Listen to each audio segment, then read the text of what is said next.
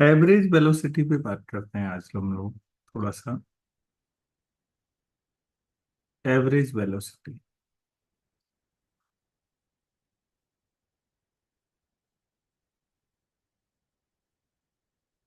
तो अगर आपने कोई टाइम इंटरवल है डेल्टा टी टाइम में, सपोज आप यहाँ पर थे और ये x1 है और बाद में आप x2 पहुंचे, यहाँ से यहाँ पहुंचे। शुरुआत में आप x1 में थे। एक एन ऑब्जेक्ट, कोई भी ऑब्जेक्ट हो सकता है, be at x1 at T equal to T one. जब कोई समय था कुछ भी तो टी फॉर टाइम, तो टाइम टी1 था मान लो। Same object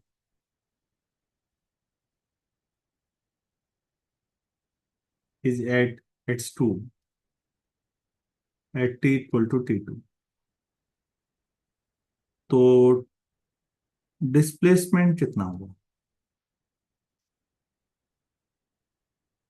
final position minus initial position, इसको हम लोग डेल्टा एक्स पे कहते हैं। और कितने समय में हुआ, टाइम इंटरवल कितना हुआ इस दौरान? T2 माइनस T1, उसको आप डेल्टा टी। तो जो एवरेज वेलोसिटी की बात हम लोग बात करते हैं, तो बेटा वो x2 minus x1 upon T2 minus T1 है, या इसी को आप delta X upon delta T कहते हैं। ये average.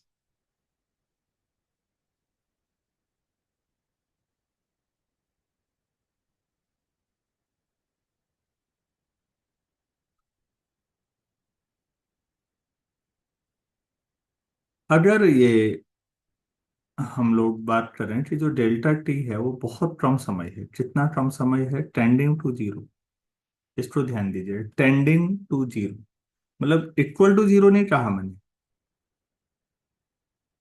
Delta T equal to zero नहीं है, delta T tending to zero है, दोनों में अंतर है।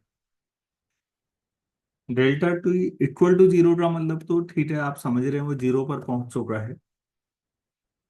Delta T tending to zero का मतलब जीरो पर नहीं पहुंचा, लेकिन जीरो के आसपास है। जीरो के इतना क्लोज है जितना क्लोज आप सोच सकते हैं, या जितना क्लोज सोच के आप खुश रह सकते हैं उतना सोचना है। तो if delta T tends to zero, then, तो बच्चों उस समय हम इसको ऐसे लिखते हैं, लिमिट LIM, लिमिट का शॉर्ट फॉर्म है delta T tending to zero, delta X upon delta T. इसी को हम लोग कैलकुलस में dx अपॉन dt लिखते हैं। और यही instantaneous velocity, PANEOUS, instantaneous velocity और एवरेज वेलोसिटी में क्या अंतर है उसको समझिए। आप किसी गाड़ी में बैठिए, गाड़ी का जो स्पीड वाला मीटर होता है उसमें आपको स्पीड दिखती रहती होगी। आपने अचानक देखी, अरे 40 की स्पीड से चल रही है गाड़ी। फिर गाड़ी या रोड पे चलती है बच्चों, तो कई बार कम हो जाती है स्पीड, कभी ज्यादा हो जाती है। तो जो स्पीड ये कम ज्यादा होती है, आप किसी टाइम पर देख रहे हैं, तो ये हुई इंस्टेंटेनियस वेलोसिटी। जो वेलोसिटी आप किसी इंस्टेंट में देखते हैं।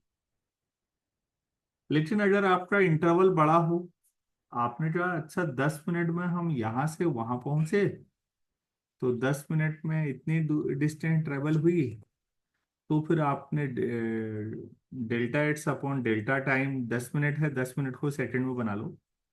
अगर वो वाला लगाया बड़े इंटरवल में, तो वो एवरेज वेलोसिटी आ जाएगी। तो एवरेज वेलोसिटी और इंस्टेंटेनियस वेलोसिटी में क्या अंतर समझ में आया? कि जो एवरेज वेलोसिटी है वो उसमें एक पर्टिकुलर टाइम पीरियड होता है, बट हम्म। इंस्टेंटेनियस वेलोसिटी में नहीं होता। हम्म। और उसको हम D D X by D T से करते हैं शो। इंस्टेंटेनियस वेलोसिटी और एवरेज वेलोसिटी इंस्टेंटेनियस कब बनेगी? जब delta T tending to zero हो जाए। जी। ये बात समझ में आ रही है? जी। तो हाँ, तो इंस्टेंटेनियस वेलोसिटी को हम dx अपॉन dt से रिप्रेजेंट कर रहे होते हैं नॉर्मली। यही था कहीं।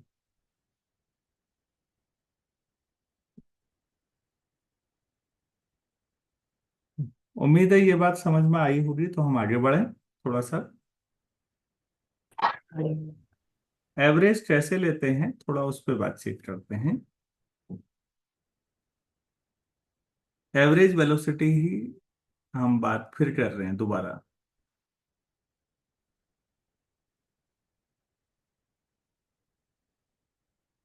सपोज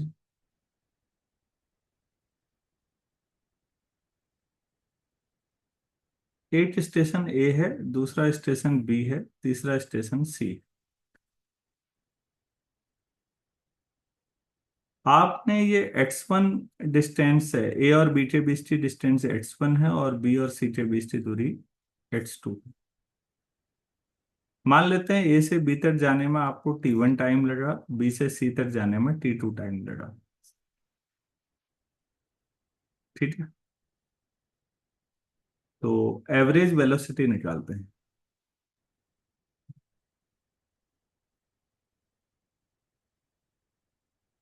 एवरेज वेलोसिटी कैसे निकालेंगे?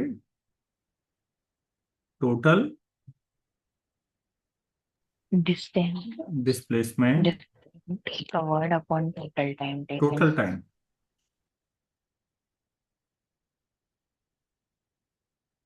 तो टोटल डिस्प्लेसमेंट कितना हो गया?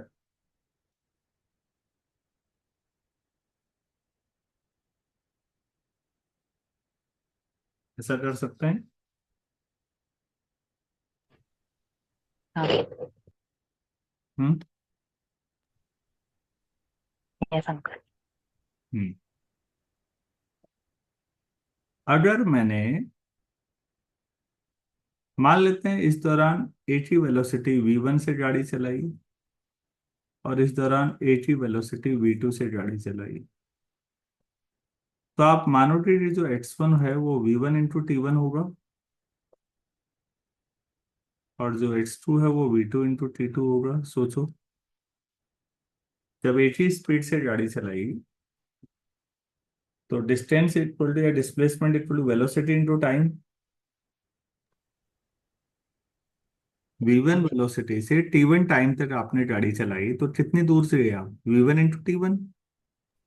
वही वही x1 है। ये ठीक है। हाँ। तो केस फर्स्ट, तो average velocity v average x1 की जो मैं रख देता हूँ v1 t1, x2 zero v2 t2 upon T one plus T two. तो एवरेज वेलोसिटी का ये फॉर्मूला बन जाता है, कुछ रखने जैसा है नहीं। और अगर आपके पास टी वन और टी टू बराबर टाइम आए, तो दोनों बराबर हैं तो मान लो टी मान लो सही, तो फिर वी एवरेज क्या आ जाएगा? टी वन और टी टू की जो टी रख लो, तो v1 t plus v2 t upon T plus T. T ऊपर नीचे से कॉमन ले लो बेटा, तो एवरेज वेलोसिटी आ जाएगी v1 प्लस v2 अपॉन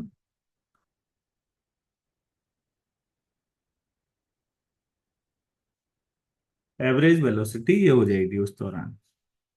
ये एक स्पेशल केस आ गया जब बराबर समय तक, मतलब ऐसे समझ लो मैंने 1 घंटे तक v1 स्पीड से गाड़ी चलाई फिर अगले 8 स्पीड, हाईवे बढ़िया था, अगले 8 घंटे तक V2 स्पीड से गाड़ी चलाई, तो एवरेज जो हुआ वो V1 + V2/2 आ जाएगा। लेकिन अगर टाइम अलग अलग है, टाइम बराबर नहीं है, उस सिचुएशन में मुझे ये याद रखना चाहिए। क्लियर है? हाँ। अगर इक्वल टाइम इंटरवल तक आपने V1 स्पीड से चलाई, फिर उतने ही टाइम इंटरवल तक V2 से चलाई, तब तो ये सिंपल केस आ गया कि आपकी जो वेलोसिटी है एवरेज, वो V1 + V2/2। लेकिन अगर आपने अलग अलग वेलोसिटी टाइम में तक अलग अलग स्पीड से चलाई है, तो फिर ये पहला वाला टिक जो है V एवरेज ये आएगा। इसमें एक चीज और कर सकते हैं, यहां पर मैंने H से हटा दिया, V और T में फॉर्मूला ले आया। मैं टाइम हटाता हूँ, देखिए टाइम की जो क्या रख सकता हूँ यहाँ से, टाइम की जो T1 की जो X1/V1, T2 की जो X2/V2, इक्वेशन 1 में रखूंगा। तो देखिए आप क्या आएगा कि 1 सेकेंड में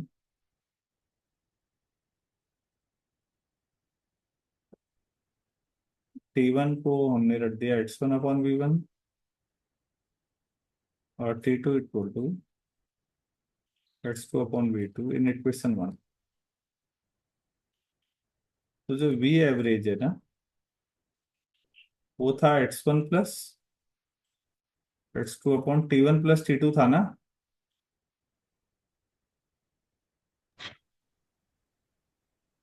इसमें रखो X1 + X2, T1 की जो X1/V1, T2 की जो X2/V2। तो फॉर्मूला ये बन जाएगा आपका। इनको रटने की जरूरत नहीं है। अगर कभी ऐसा हो गया कि आप X1 और X2 बराबर दूरियां हैं, X मान लो दोनों बराबर हैं, तो उस समय V एवरेज कितना आएगा? X1 X2 की जो X रख लीजिए, X + X X X upon upon B V1 plus X upon B. V2। X से X 2X हो जाएगा, ऊपर नीचे से भी X कॉमन आके कट जाएगा। तो जो एवरेज वेलोसिटी होगी वो 2/1/V1 +1/V2, या तो ऐसे याद रख, या 2V1V2/V1 +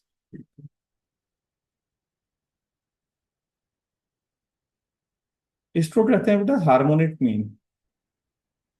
कैसा मीन है ये? मैथमेटिक्स हाँ। में आप लोग पढ़ते हैं, अरिथमेटिक मीन, हार्मोनिक मीन। अगर आपने इक्वल डिस्टेंसेज X1 X2 बराबर हैं, एक आपने पहले आप इसको ऐसे समझिए, सपोज ये A है, ये B है और ये C है। इसके बीच की दूरी जितनी है उतनी ये भी है। आप इस दौरान 40 km/h की स्पीड से चल रहे थे, और यहाँ B से C तक रोड अच्छी मिली, आप 60 km/h की स्पीड से चल रहे हैं मान लीजिए। तो आपकी एवरेज वेलोसिटी क्या आएगी?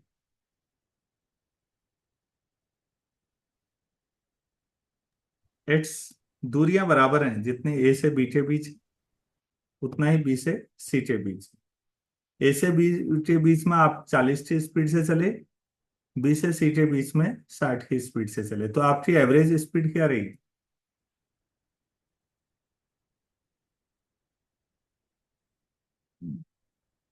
अरे भाई, 40 और 60 है, तो एवरेज क्या होनी चाहिए आपके हिसाब से?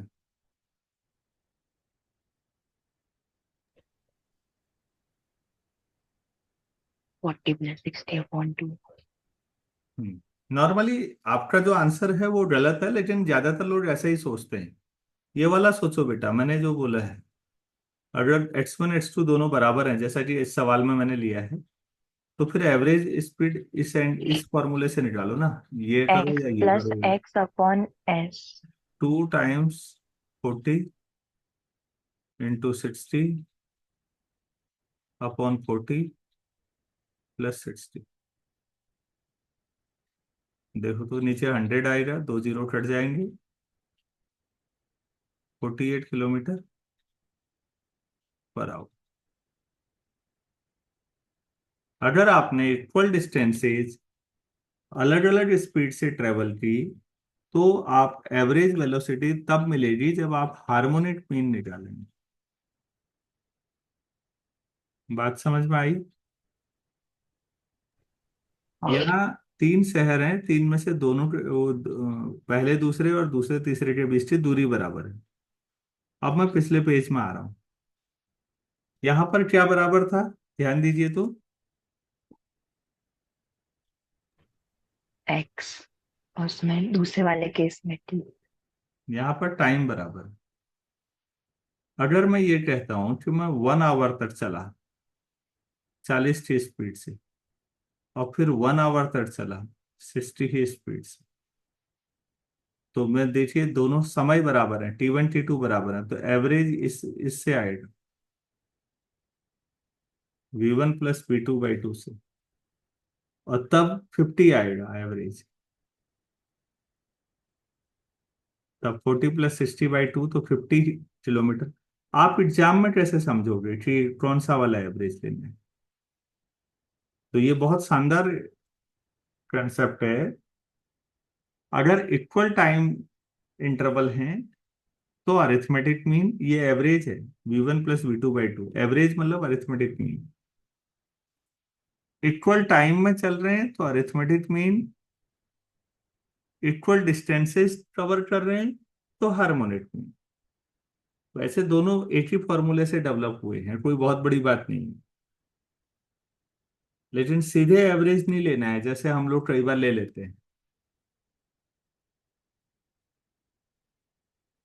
मैं समझा पाया क्या कह रहा हूँ? ये हाँ। काफी महत्वपूर्ण बात है।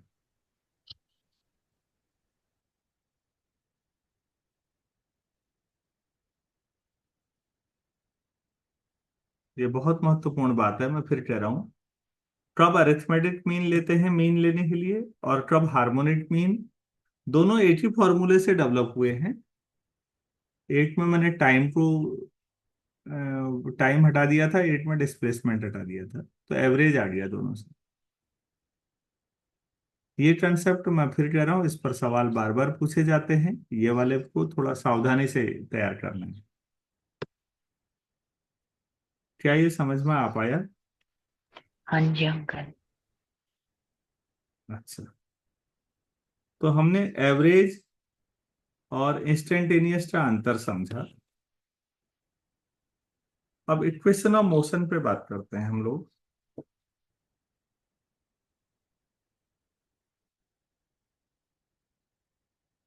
Equation of motion,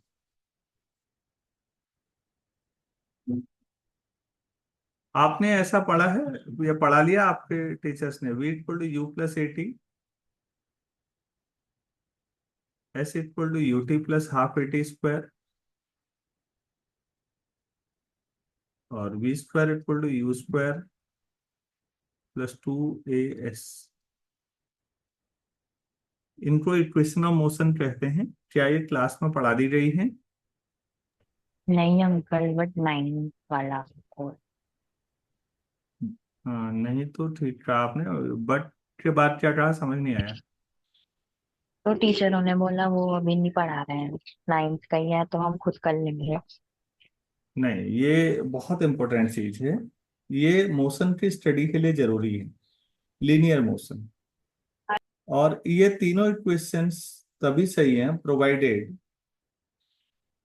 acceleration is constant.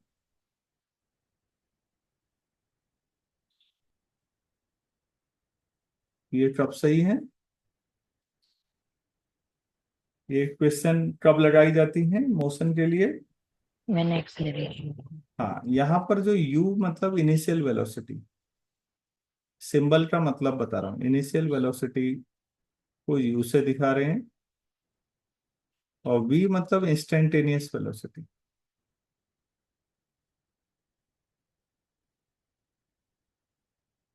किसी इंस्टेंट पर वेलोसिटी v है। a मतलब एक्सेलरेशन।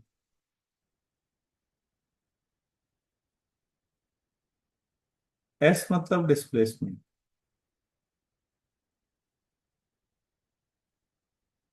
भाई इतना ही बचा, t फॉर तो टाइम है ही, वो आप जानते हैं। ये क्वेश्चंस कैसे निकली हैं, हमें इनका डेरिवेशन सीखना।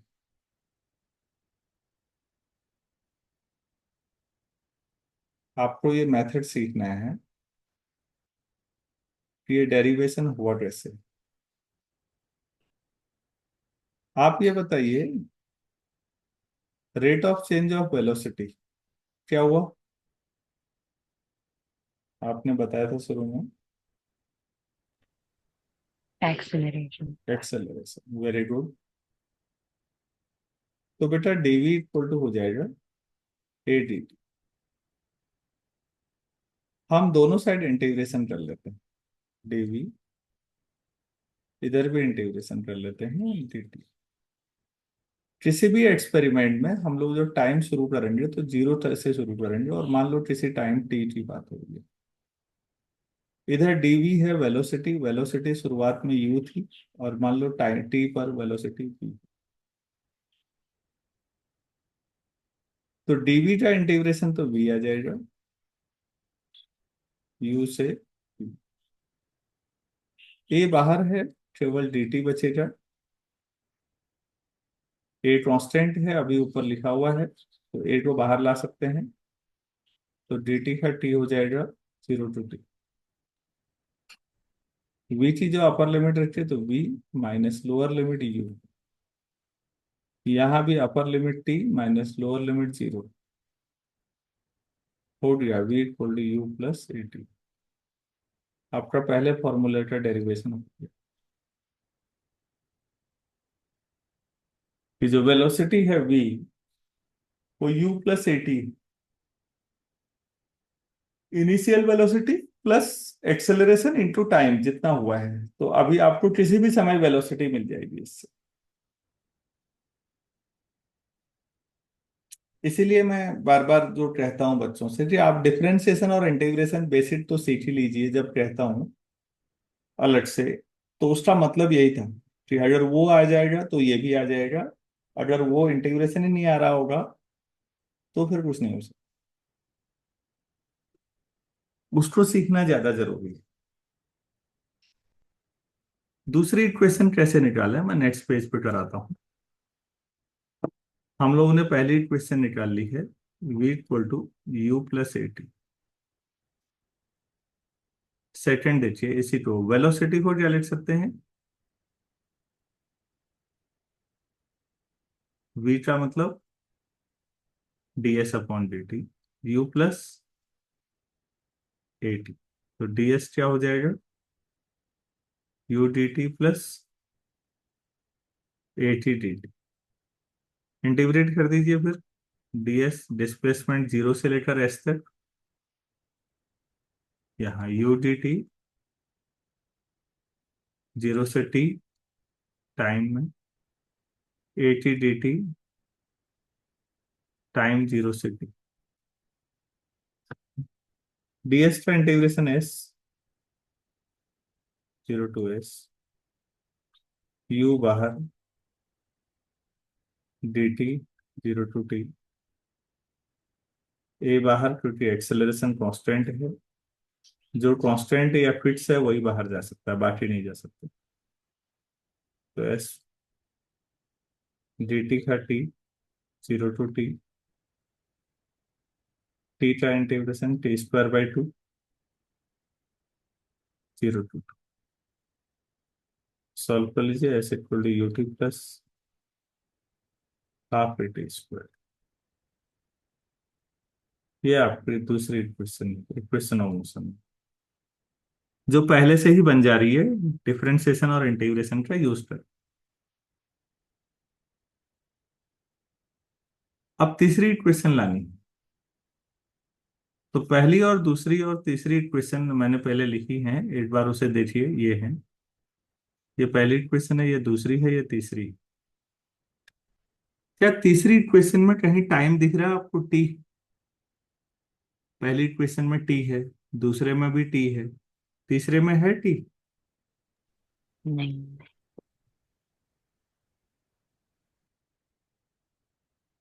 अरे भाई, हाँ या ना? नहीं। नहीं। तो हम ऐसा करते हैं, पहली इक्वेशन से टी की वैल्यू निकाल लेते हैं। तो इक्वेशन वन से टी कितना आएगा, देखिए, v माइनस यू अपॉन ए। इसे सेकंड में रख दो, तो टी गायब हो जाएगा, बाकी आंसर आ जाना चाहिए। S equal to you, T थी जो v minus U upon A plus half A v minus U upon A whole square. आप लोग इसको सिंप्लीफाई कर लीजिए। तो V square equal to U square plus 2as, ये तीसरी चीज है। ये इक्वेशन ऑफ मोशन है बच्चों। इनकी जरूरत बहुत ज्यादा पड़ेगी हॉरिजेंटल या वर्टिकल मोशन, एक्सेलरेशन। अगर वर्टिकल मोशन होता है, वर्टिकल का मतलब समझिए, आपके हाथ में एक बॉल है, आप सीधे आसमान की ओर फेंकिए, तो ये वर्टिकल मोशन है, सीधे ऊपर या सीधे नीचे आना। वहां पर एक्सेलरेशन जो होगा वो ग्रेविटेशन की वजह से होगा, तो स्मॉल जी का यूज करेंगे। वो जब न्यूमेरिकल्स होंगे तो मैं बता देता हूँ, बता दूंगा। बस आपको एक चीज ध्यान रखनी है, अगर कभी किसी ने पूछा कि इक्वेशन ऑफ मोशन डिराइव करने के लिए क्या जरूरी कंडीशन है, तो कंडीशन एक ही है, एक्सेलरेशन को कांस्टेंट होना चाहिए। क्योंकि अगर एक्सेलरेशन कांस्टेंट नहीं होगा, वेरिएबल होगा, तो वो अंदर ही रहेगा, बाहर नहीं आ पाएगा, तब इक्वेशंस इस फॉर्म में नहीं आ पाएंगे। इस पर बेस्ड क्वेश्चंस बहुत हैं। आपको क्वेश्चंस पहले ट्राई कर लेने चाहिए, बहुत सारे छोटे छोटे सवाल इक्वेशन ऑफ मोशन पर। जब वो आ जाएंगे तो नेक्स्ट क्लास में फिर मैं उससे आगे आपको कराना चाहूंगा।